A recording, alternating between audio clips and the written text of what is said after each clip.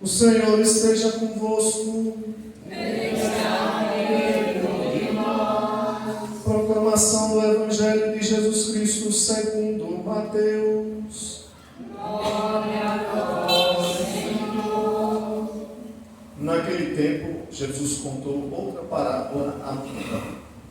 O reino dos céus é como um homem que semeou boa semente no seu campo. Enquanto todos dormiam, veio o seu inimigo. Semeou o joio no meio do trigo e foi embora.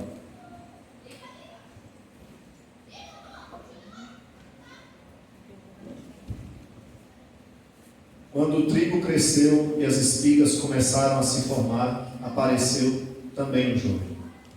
Os empregados foram procurar o dono e lhe disseram: Senhor, não semeaste boa semente no teu campo? De onde veio então o joio? O dono respondeu: Foi algum inimigo que fez isso. Os empregados lhe perguntaram: Queres que vamos arrancar o joio? O dono respondeu: Não, pode acontecer que arrancando o joio, arranqueis também o trigo. Deixai crescer um e outro até a colheita. E no tempo da colheita, direi aos que cortam o trigo: Arrancai primeiro o joio e amarrai-o em feixes para ser queimado. Recolhei, porém, o trigo no meu celeiro. Jesus contou-lhes outra parábola. O reino dos céus é como uma semente de mostarda que um homem pega e semeia no seu campo. Embora ela seja a menor de todas as sementes, quando cresce, fica maior do que as outras plantas. E torna-se uma árvore, de modo que os pássaros venham e façam ninhos em seus ramos. Jesus contou-lhes ainda uma outra parábola. O reino dos céus é como o fermento que uma mulher pega e mistura com 3 porções de farinha, até que tudo fique fermentado. Tudo isso Jesus falava em parábolas às multidões. Nada lhes falava sem usar parábolas, para se cumprir o que foi dito pelo profeta: Abrirei a boca para falar em parábolas. Vou proclamar coisas escondidas desde a criação do mundo. Então Jesus deixou as multidões e foi para casa. Seus discípulos, aproximados-se dele, disseram: Explica-nos a parábola do joio. Jesus respondeu: Aquele que semeia a boa semente é o Filho do homem. O campo é o mundo. A boa semente são os que pertencem ao reino. O joio são os que pertencem ao maligno. O inimigo que semeou o joio é o diabo. A colheita é o fim dos tempos. Os ceifeiros são os anjos. Como o joio é recolhido e queimado ao fogo, assim também acontecerá no fim dos tempos. O Filho do Homem enviará os seus anjos, e eles retirarão do seu reino todos os que fazem outros pecar e os que praticam o mal. E depois os lançará na fornalha de fogo. Aí haverá choro e ranger de dentes. Então os justos brilharão como o sol no reino de seu Pai. Quem tem ouvidos, ouça. Palavra da salvação. Glória a vós, Senhor. Queridos irmãos e irmãs, hoje Jesus, através das 3 parábolas, fala sobre a justiça do reino, o crescimento do reino e a força do reino. O campo é o mundo. O campo é de Deus. A boa semente é o trigo que vem do bom semeador, Jesus Cristo, como ouvimos no domingo passado. O joio, a semente do maligno. Por um lado, como acabamos de ouvir, no mundo, neste grande campo, há pessoas justas e injustas, pessoas boas e pessoas iníquas. Deus, todavia, é misericordioso. Não enviou o seu Filho para aniquilar ninguém, para condenar ninguém, mas para salvar. Podemos também dizer que o trigo e o joio estão dentro de cada um de nós. Quando a gente ouve a palavra de Deus, abre o coração para o Evangelho e vivemos em conformidade com a vontade do Senhor, somos trigo. Mas quando a gente fecha o coração para a boa semente, quando a gente vira as costas para Deus e passa a ouvir a voz do maligno, a gente age como jogo. Entretanto, volto a dizer, Deus é misericordioso. Não enviou seu Filho para nos aniquilar, não enviou seu Filho para nos condenar, mas para nos salvar.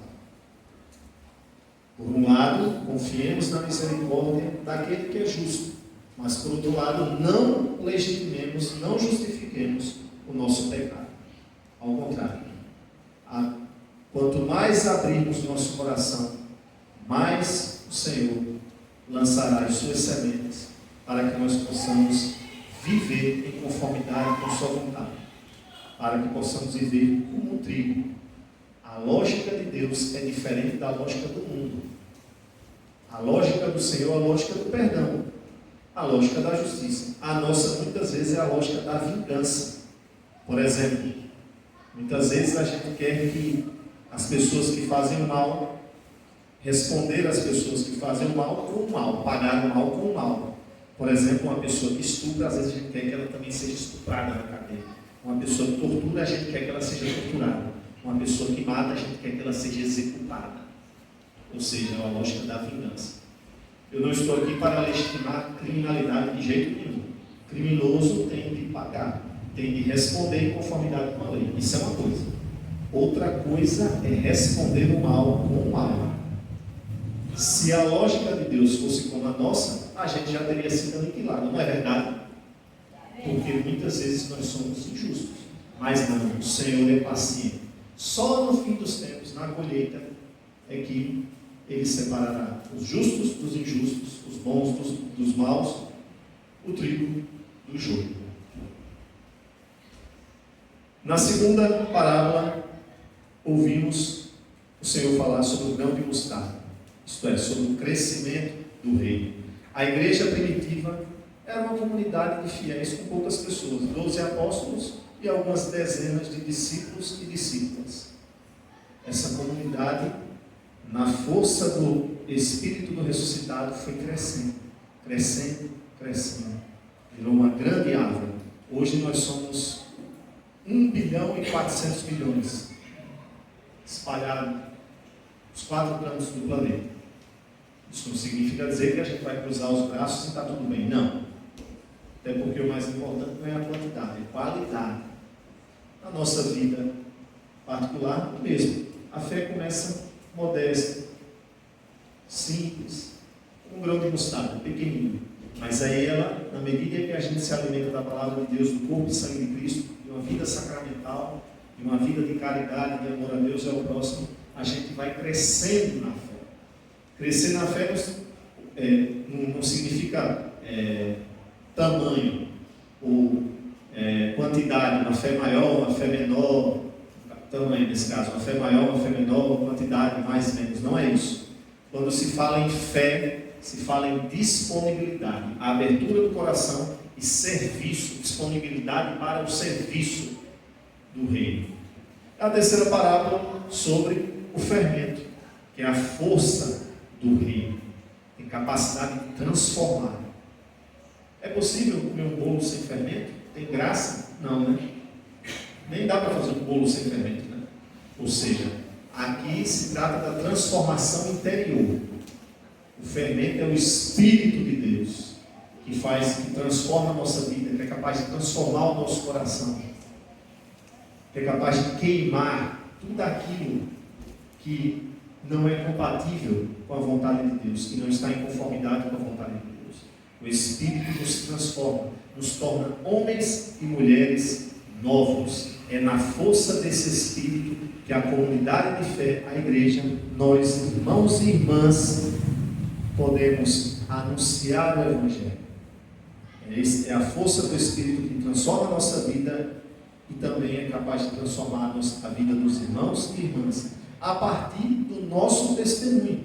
Mais do que palavras, nossas atitudes. Que essas 3 parábolas penetrem em nosso coração de tal modo que possa fazer com que a gente saia de si, do egoísmo, do fechamento, e abramos nosso coração para que o Senhor possa nos transformar, para que possamos dar testemunho de vida, para que possamos viver como trigo, e não como joio.